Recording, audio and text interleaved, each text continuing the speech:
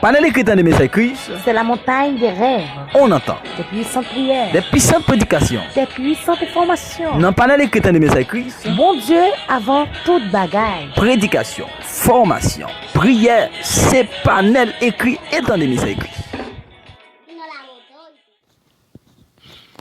Parlons un peu de histoire biblique du peuple d'Israël. Alors, section ça dit exclusivement reposée sur la littérature religieuse et les dates proposées qui calculées d'après la chronologie biblique vers l'année 6850 à 1750. Alors, Abraham qui était âgé de 75 ans, c'était le premier hébreu que tu gagné. Ok? Donc, il était quitté Ur en Mésopotamie pour être capable d'aller dans la terre pour métisser Canaan avec les deux parts d'Abraham. Premier des trois patriarches. Comment c'est l'histoire des Hébreux? Il était résidé en Égypte à Hébron et à Beersheba où il meurt à l'âge de 175 ans. 175 ans. Alors, nous sommes capables de dire que vers l'année 1750 à 1708, et mariage qui était fait entre Isaac avec Rebecca, donc et pour une naissance avec Jacob, avec l'autre jumeau là qui c'est Esaü, il y a un conflit qui pétait entre Jacob et Esaü pour affaire de droit d'aînesse. Ok, Jacob s'enfuit chez son oncle Laban, frère de sa mère Rebecca. Alors là, nous regardons vers l'année de 1708 à 1668, Jacob, les séjours de il était passé 20 ans à Laban. Ok, donc il était épousé ses deux filles, Léa et Rachel. C'est à Haran que naissent 11 de ses fils. Alors, on a parlé de 11 petites Léo, 11 de ses fils, ou bien, quand disant 7 fondateurs des 12 tribus. Ruben, Simon, Lévi, Judas, Issachar, Zabulon, Dan, Naphtali, Gad, Asher, Joseph. Jacob retourne en terre de Canaan. Simon et Lévi vengent le viol de leur sœur Dina. Pas oublier que Jacob dégaine 12-13 petites, mais dégaine et dernière c'était Dina. Monsieur te venger parce que Dina, il était violé Dina en détruisant Sicène. Le 12e fils de Jacob, Benjamin, naît alors que Rachel meurt en couche. Jacob reçoit le nom d'Israël. Là, nous regardons dans l'année 1668 à 1650, Joseph, fort bien considéré par son père, cause la jalousie de ses frères qui le vendent à des marchands bédouins qui l'amènent en Égypte. Ok, Pharaon fait à 2 reprises des rêves étranges qui nul n'est en mesure de déchiffrer. Sont des chansons. Se souvient fort à propos de l'hébreu.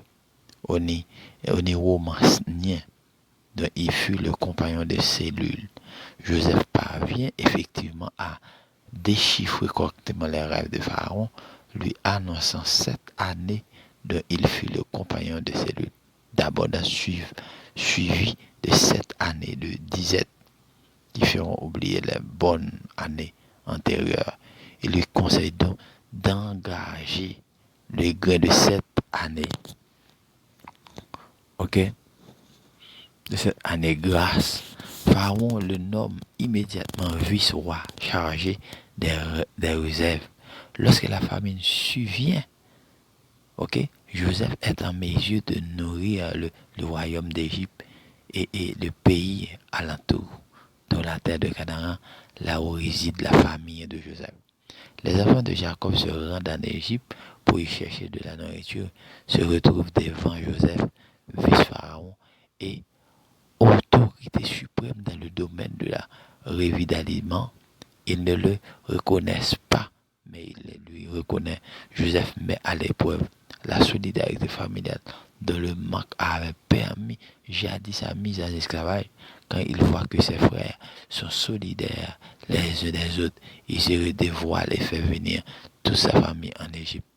Lorsque nous regardons dans l'année 1650 à 1450, donc, exil en Égypte, Jacob passé près de 17 dernières années de sa vie en Égypte. Donc, lorsqu'elle mourit, il était pris corps à revenir dans le Canaan, il était enseveli. Donc, côté, il était relé Hébreu au caveau des patriarches.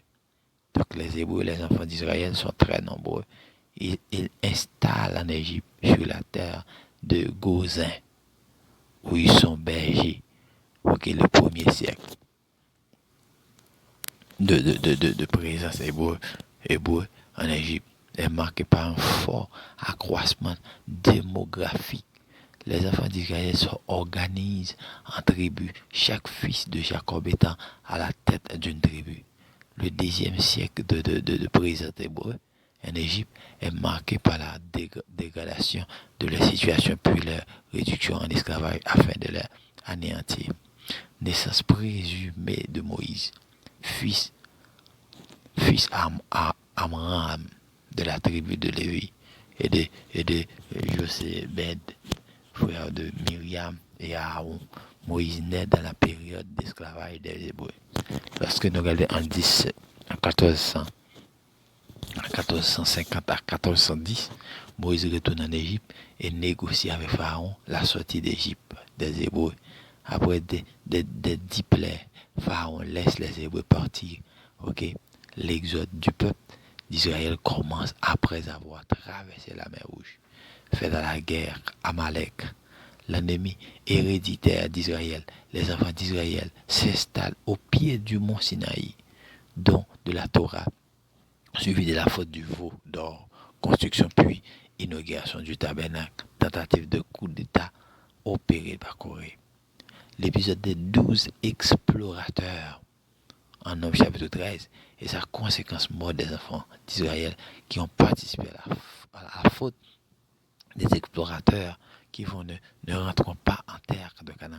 Seuls suivent Moïse, Aaron, Myriam, Joseph et Caleb, morts d'Aaron et de Myriam. Eh bien, pour nous continuer, nous regarder dans l'année 1410 à 1380, Moïse va mourir et conquête de Canaan par Josué, commencer par le finir par Josué, les enfants d'Israël s'organisent du point de vue territorial, administratif et culturel sous la direction de Josué, puisque Moïse est mort.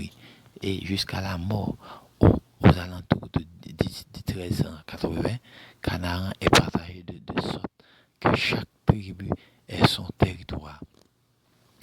Nous voyons de 1380 à 1310, alors 1030, période de la judicature où Israël est dirigé par des juges, par les juges. Donc, Othoniel, Échud, Sanga, Déborah, Gédéon, Tola, Jaïr, Jephthé, Istan, Elon, Abdon, Samson, Élie, Samuel. Dans l'année 1130 à 1010, donc, règne de Saül régnait et guerre, onction de David par Samuel. Ascension de David marquée par la jalousie qui lui vaut Saül. Dans l'année 1010 à 1003. Donc Samuel va mourir. Persécution de famille de David par Saül, mort de Saül et début de guerre civile, premier schisme politique de l'histoire d'Israël. Ok, on regarde dans l'année 1003 à 910, c'était le règne de David, marqué par l'allègement de frontières d'Israël et la centralisation d'État autour de la capitale, Jérusalem, où se trouve l'administration du royaume. Le règne de David est également marqué par l'histoire de Bézabé. Ok, la révolte d'Absalom, fils de David, finalement tué par Yoa, chef de l'armée de David, vers l'année de 1970 à 930, Adonia, frère de Salomon, se proclame roi du vivant de son père. Le peuple s'apprête à le suivre. Mais après l'intervention du prophète Nathan et de Bethsabée, David fait oindre publiquement ce Salomon et montre ainsi le terrible roi de David et début de règne de Salomon. Parce que nous avons pour nous expliquer tout le reste.